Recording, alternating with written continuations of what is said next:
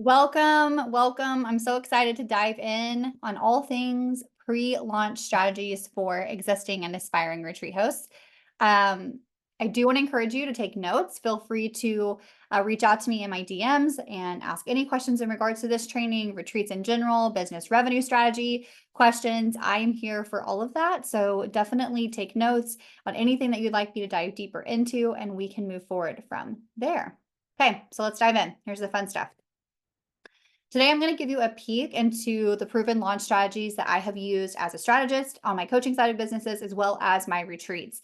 I've been hosting retreats for over 5 years. I've been hosting luxury events over 8 years.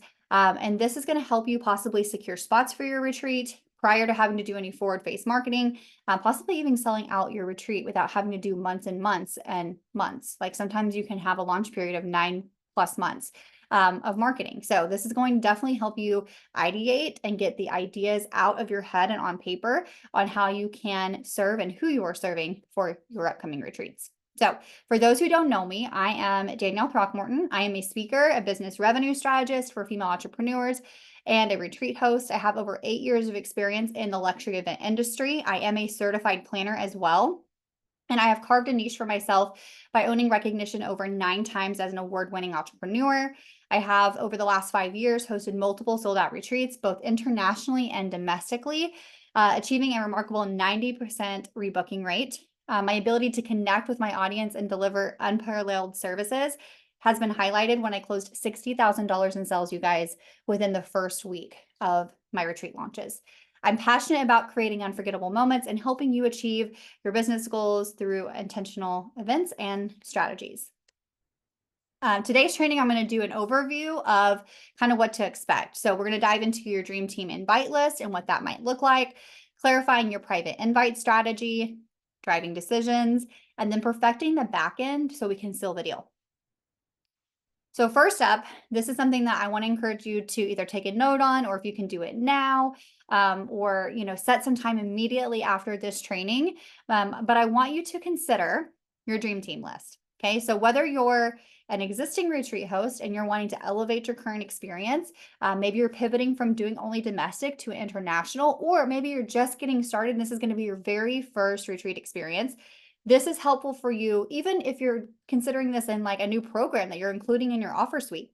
But I want you to think, who are the warmest and most aligned clients that I have that would be aligned with this retreat? I usually say, like, if you have 10 spots for a retreat, I always tell you to go for 15 or 20. Okay. I want to challenge you to really think, who am I creating this for? And who would be a perfect person to invite into this space? Okay. Um, I want you to know that they don't all have to be warm. I know I mentioned here on the slide, like who are the warmest or most aligned, but really, like, who do you know for sure that you can help, that you know that you've created this retreat for specifically? Like looking at the women that are right here in this screen, these are women that I've specifically called into this space that I knew that I could help.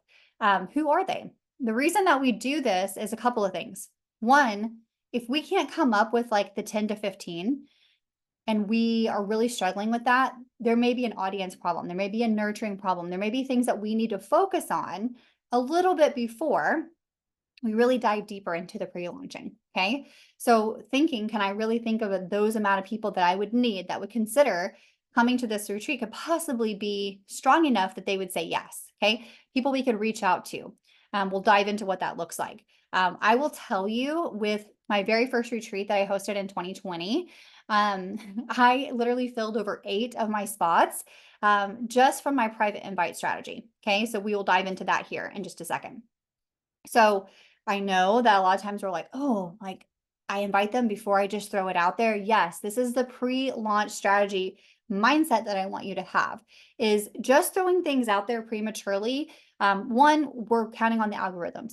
Two, we're missing out on a really great opportunity to drive some urgency, to make people really feel seen, to also make sure that the women that you're bringing in, or men, or whatever it looks like for your overall retreat vision, but that they're the most aligned. Okay. When I can hand select the people I know will get the transformations that are the right fit, they're the woman that I envisioned being in that space, my retreat experience, the overall atmosphere, the energy, how the women connect, the relationship longevity, like everything benefits from having been intentional with my private invite strategy. Now, me telling you just to invite them is likely not going to be enough to get you to that comfort zone, right?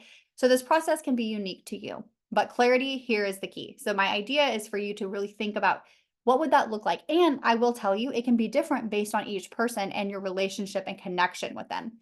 So, thinking about, am I going to send this person an email? So, maybe you even write their name on one side and then you put beside it how your invite strategy is going to look unique to each person. Are you going to send them a voice message? Are you going to take them to lunch? You're going to ask them to book a 20-minute, vision casting call with you, or a strategy call, or a peek into the retreat, whatever you want to call them. What are you going to say, and how you say it is really important. I know that for me, oftentimes when I know deep down inside, like when I created a program or an upcoming retreat, and I did that casting of my dream team list, when I see a specific client's name on there, I can feel it usually deep down in my soul that I'm like, I know I can help her. And if I don't share this with her, I'm doing her a disservice. Okay. So there's a really classy way of going about this. And then there's like the icky, like popping in your DMs, I don't know you. Why are you selling me aspect of this? Right. But I do want to encourage you to think about, what does your invite strategy look like and how can you maximize that? Okay. So for me, if it's someone that I've known for a while, it's in a voice message being like, hey, Suzanne, just wanted to reach out to you. I'm getting ready to really birth something amazing into the world. I've had it on my heart for a while to host a retreat. And when I created my dream team list of like women that I could really see in this space, you came to my heart and to my mind. Um, Definitely doesn't have to be something that you make a decision on right now, but I would love it if I could have like 20 minutes or so of your time to hop on a phone call or a Zoom and just share with you kind of my vision and see if it's something that you would like to be a part of as a founding member. Um, I will tell you, my founding members, many of them that you see in this picture here below, have been with me going on 6 years. Okay. Haven't missed a retreat, have been a part of helping me intentionally curate each experience better and better and better, by giving me feedback. Like my OGs, my founding members have meant the world to me. Okay. So something to definitely think about there. Um, but I will tell you overall, like just this little extra mile of reaching out to them one to one can make a world of difference, possibly even sell out your retreat. Okay. The next one we're going to talk about is driving the decisions. Now, I like to say, like, you don't have to make a decision today, especially with the retreat, especially something like Costa Rica, like you see on the picture. We're all here chilling on the beach. Um, Making the decisions to walk, for them to step away from their families and from their jobs and the financial investment and all of that, right? That goes into play. But I know some people who do sales would say, oh, no, you need a decision right now. Okay. But there are other ways that you can drive decisions without having to be like, hey, we need to book now, or I'm going to pass it on to someone else right when we're on the call, right? I want them to be sure. I don't want them to sit in too much indecision and talk themselves out of something that we know and they know is going to help them. But there are some other ways that you can drive decisions. Okay. So in the pre launch phase, one, if you're doing private invites, you can say, okay, I'm going to open up to the public on X amount of days. I would love to hear back from you by this date to ensure that you have a spot. I really want to give you first dibs. That's something you can do with a waitlist strategy. Okay. That's another option there for you. I sell out most of my retreats and programs on my waitlist strategy through my email marketing. You can also set other dates throughout your launch process, or like you see early birds ending. Like there's other things that you can do throughout, but really paying attention to what the deadlines look like on the pre side. Maybe they're getting special pricing. Maybe they're getting a special add-on, a 90-minute strategy with you. Like, what is the incentives that are value-based that really make them want to be a part of this? Maybe like them saying yes at that stage helps you actually pick the location. Like there's so much. There are so many ways to drive decisions in the pre-launch phase of your retreat. Okay. Now let's talk about, I can talk about retreats and strategy and pre-launching all day. Like this is what gets me excited AF. Okay. Is all things launching strategy. Like I'm a strategist. This stuff makes me nerd out all day long. So I could talk and talk and talk. So feel free to send me those messages to expand. But this is the part too that I think people forget. Perfect your backend. Okay. First impressions are big. Okay. Especially when someone's investing a substantial amount of time, money, and energy into being in your spaces. It can also hinder you from actually getting the commitment. Okay. So let's say Suzanne says yes and she's in, and she let the deadline drive that decision, and I'm ready. I want to be a founding member. I'm in. But then 2 weeks it takes you to actually build your contracts, get your payment processors put up, have everything built out. You're going back and forth about cancellation policies. Life happens. And her first impression too is like, well, is this how the whole retreat process is going to be? Making sure that you build the back end systems to ensure that your pre-launch to close sell to contract signed is a very smooth and seamless process. Okay. So do you have your client experience perfected? Contract, invoicing, payment plans, cancellation policies, late payment policies, your t-shirt sizes that you need. There's so many things that like a client experience shouldn't have like a million times we're going back and back and back and back and back trying to get information, right? We're showing them that like from the moment you say yes, I'm preparing this smooth and seamless retreat-like experience for you. Okay. So there's a lot more that goes into that, but I hope that that helps you understand really extract that dream team list. How are you going to reach out to them individually, collectively? What does your comfortability level look like for you there? How can you challenge yourself to really get out of the comfort zone and make the ask? Then how can you drive that decision and not leave them sitting in indecision or waiting too long? And how can you make sure their initial first uh, experience with your business is seamless and is smooth? If it has been on your heart to host a retreat, or maybe you're an existing retreat host and you're like, I want to elevate my experience. Like, I know that it's not the way that I want it to be. I really want to take it to the next level. I really want it to be extremely profitable. Then I have a wait list for you to jump on for the Retreat Revenue Roadmap Mastermind Program. It's a 16-week mastermind, and it is really focused on the 4 C's to retreat mastery. We dive into clarity of your vision, or casting your vision, your clarity of your budget and the logistical side. We craft your strategic launch plan, and then we create your retreat experience. Guys, it is miles long of all of the details that go into crafting a beautiful retreat process that you can put on repeat to help you really create a sustainable and scalable retreat into your offer suite.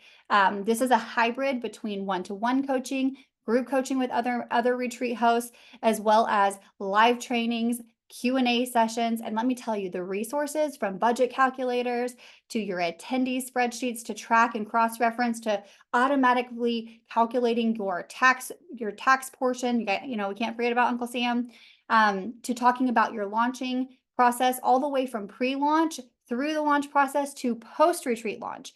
I'm removing all the guesswork. I've taken 8 years, 5 years specifically hosting retreats. I've created a resource, which is your revenue roadmap, for you to actually have every single task written out, examples of applications, all of the things that you need to do to truly take this idea and desire to amplify an existing retreat or to finally make your retreat dreams happen. And so I just wanted to encourage you guys that if this has been on your radar, shoot me a DM. Let's talk about it. I'm here to support you, answer questions, and take you out of the waiting room and into intentional action of making this a reality. So as far as Q&A goes, I would love it for you to send me a DM. I am a huge advocate of voice messaging, so please do not hold back if that's something that you love. That is a way that I reach out often on my pre-retreat launch strategy. But I do want to tell you, like, it does take time. I think a lot of times when we think about the retreat hosting side of things, we'll see like these courses that pop out. Oh, plan this retreat for $47. But the thing is no retreat is the same. Okay. Your vision, your transformation, the location, the amount of attendees, the logistical locations from airports, all the things that I have perfected over the years and helping collapse time, save costly mistakes, but also allowing you to have a face-to-face support system as you navigate this extremely beautiful. But we live in a world where it's like instant gratification. Guys, building a business and building retreats does take work. But being able to help you avoid those mistakes, plan it correctly and strategically and aligned with who you are. It's not like, okay, guys, we're all planning it here and this is step 1, 2, 3, right? It's meeting you where you're at, and getting to help you create an experience that you can build upon. So I just want to say thank you for tuning in to today's training. Again, shoot me a private message. I'm sure there's so many more questions that you have, but I hope that you can get into the ideation phase of who do I really want this to support? Part 1 of the mini series, we dove into casting that vision. in the transformation side of things, and then we dove into our budget analysis and how to really master that. One of our common mistakes, right? And lies about retreats is that they're not profitable. It's because they're not planning it strategically, right? And maybe your goal isn't even that you want to make a profit on a retreat. That is a goal for me, right? I know the time that it takes, the energy that it takes, but there's a whole lot of different ways that retreats can serve your existing offer suite. And allow you to scale revenue in other ways. So it's important that you work with someone who understands the strategy side of your business, the logistical side that looks really deep into it, and then helps you craft a retreat that serves your overall vision. Um, so I'm going to wrap it up. Thanks again for sharing your time with me. And I hope that you guys have a lot of good things to take away from this and can get started on creating a retreat that can really elevate your offer suite and those who get the opportunity to experience your magic. Bye, you guys.